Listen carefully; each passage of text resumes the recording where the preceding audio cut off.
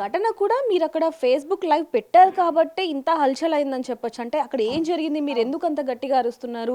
మీ కొడుకు మీద దాడి చేస్తున్నారు అంటూ కూడా మీరు ఆ లైవ్‌లో చెప్పడం జరిగింది. దాని కారణంగానే ఇది ఇంత పెద్ద ఘటన వెలుగులోకి వచ్చిందని చెప్పొచ్చు. అక్కడ ఏం జరిగింది మేడం అసలు? యాక్చువల్‌గా ఘటన అంత పెద్దగా ఎందుకు అయింది అంటే, వీళ్ళంతా ఏం చేయాలో తెలియక, మీ దగ్గర అరెస్ట్ వారెంట్ ఉందా అని పోలీసుల్ని అడిగి, మీ దగ్గర ఏముందని మీరు తీస్తున్నారు వీడియోలని మమ్మల్ని అడిగి, మా పిల్లోడు ఉంటే మా పిల్లోడిని కూడా కొంచెం ఇలా పట్టుకొని, నీ వయసెంత అంటే, అబ్బాయి అసలు నిజంగా అందుకు కాదు. కానీ ప్రాథమికంగా ఎవరైనా ఎవిడెన్స్ రికార్డ్ చేయొచ్చు. సో, రికార్డ్ చేసాం. అది తప్పంట వాళ్ళకి. అది తప్పని వాళ్ళ మీద నా మీద పైకొస్తే పిల్లోడని తెలియదు వాళ్ళకి ఫస్టు. బాబుని చూసి ఇట్లా మీదకి వెళ్ళిపోతున్నారు. వాడు కూడా నన్ను వాడిని ఏదో నాటంటే ఎవరికైనా వస్తుంది కదా పౌరుషం. నువ్వెవరు అని మా అమ్మని అంటున్నాను ఫీలింగ్లో వాడు వెళ్ళబోతుంటే మీదకొచ్చి ఇట్లా నెట్టబోయాడు. అప్పుడు నేను ఎంటర్ అయ్యా. అంతవరకు నేను మామూలుగానే ఉన్నాం మేమంతా.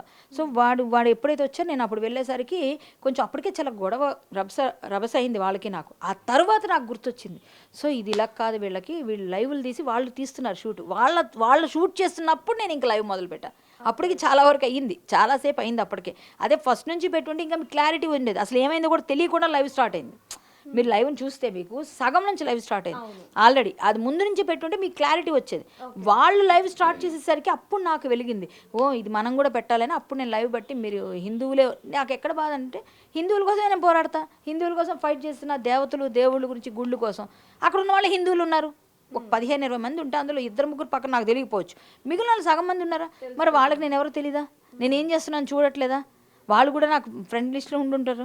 వాళ్ళు ఒక సైకోలా బిహేవ్ చేస్తే వీళ్ళ కోసమా నేను పనిచేస్తున్నాను బాధపడ్డా అక్కడ. నాకు ఆ పెయిన్ తట్టుకోలేకపోతుంది ఇప్పటికి కూడా. వీళ్ళ కోసమా నేను బాధపడేది, వీళ్ళ కోసమా నేను పనిచేసేది, వీళ్ళందరి కోసమా నా లైఫ్ని, మొత్తం నా పర్సనల్ లైఫ్ని సాక్రిఫైస్ చేసి రాత్రి నిన్న 2 గంటలకి నేను ఇక్కడ నుంచి బయలుదేరిన 1 గంటకి దిగానమ్మా. నేను 1 అవర్లో తిని స్నానం చేసి వెళ్ళే టైం అంతే.